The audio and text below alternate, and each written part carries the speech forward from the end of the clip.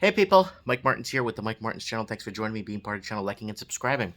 So I want to do a follow-up video to interest rates. Where interest rates need to be across the Commonwealth, where interest rates need to be set at to curb or hedge against current double-digit inflation that we are having a tough time dealing with, or our banks, governments. There's a lot in that landscape that actually contribute to devaluation of currencies and stuff.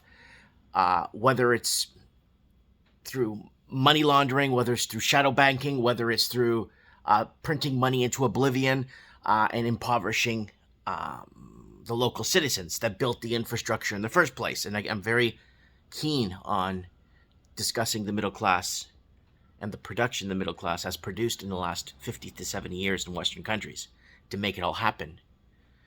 And now they're enslaving us. All right, so to curb against current levels of double-digit inflation. Now, it's very important. So this is a follow-up from the video. So I did about 3 years ago. New Zealand needs to get in line with things. New Zealand needs to raise or have interest rates set at 8.4%. New Zealand. New Zealand tried to ban foreign investing 4 years ago. And there was always loopholes and stuff to... People still kept coming in from mainland China mainly. And then in 2020, New Zealand started to see a lot of Hong Kongese coming into New Zealand and buying up real estate. So that caused a major issue. So New Zealand needs to raise its rates to 8.4%. Australia, 8.7%. Even though that foreign investing from China has retreated 2 years ago, Australia's done a lot of damage to its housing market, and it's done a lot of damage to government misspenditures and stuff, and we all know what's been happening there. And now they're getting sanctioned from China. Australia's being sanctioned from China, so a lot of people don't know that. So Australia, 8.7%. The United Kingdom, 9.9%. Wow, that's how far inflation is out of whack, or out of place, or misplaced. It's so hard to hide inflation in the UK that they need to raise rates to 9.9% just to curb it. Canada, 8.1%. And in the last video I did 3 years ago, I said Canada needs to raise rates to 6.1%. Now it's 8.1% because nothing's been done about correcting or leaving markets on autopilot so they could crash on their own and reestablish on their own.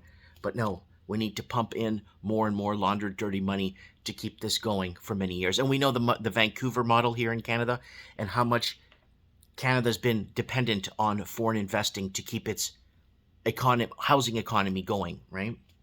And the United States is a very interesting one, and I want to actually throw this out there about the United States because I've been having a tough time trying to figure out the angle on it, because I'm seeing the country more and more divided since the Biden selection. Not election. So I had to break it down between blue and red states in a way to make sense of it. So this took me a little bit of time, guys. So blue states, listen to this: New York, California, Massachusetts, Oregon, Washington State, to curb or to keep themselves in line with inflation, they need to raise rates to 11.7%. That's what I keep getting. So if someone else could kind of look at it and see what's going on in the blue states, but that's what's happening. Mass expenditures, 5-6 layers of government, all kinds of BS, and yeah. I know this is kind of bizarre, breaking down a country into two different, it kind of brings you back to the 1800s and what happened in America, why the South wanted nothing to do with the North. But anyways, and the red states, 5.9%, because wages are still within line in most red states to real estate. And a lot of it goes back to housing, and we've been saying this for 10 years. Everything trails back to real estate in the end. Yes, the bond markets, yes, the stock markets, yes, they all play a part. But housing is the deep-rooted central commodity or item or on the market that basically is tied to wages, and it's tied to local economies, right? And red states did a good job for a while. Now the migration of blue states, Amerifornia, is now leaking or pouring into the red states and destroying the fabric of what's left of the American society. So that's just that in a nutshell I wanted to share with you guys on where rates need to be respectively to keep um, to hedge or keep inflation at bay. So unless governments stop spending and governments start figuring out a way to balance their books and start arresting people for corruption and start arresting a lot of these politicians, we're never going to get this in line, because the average Joe Donuts like myself, we hope that this upper level establishments do the books properly so that we're not taxed to death. They're taxing us to death anyway. Let me know what you guys think in the comments below. Lots of love, lots of respect.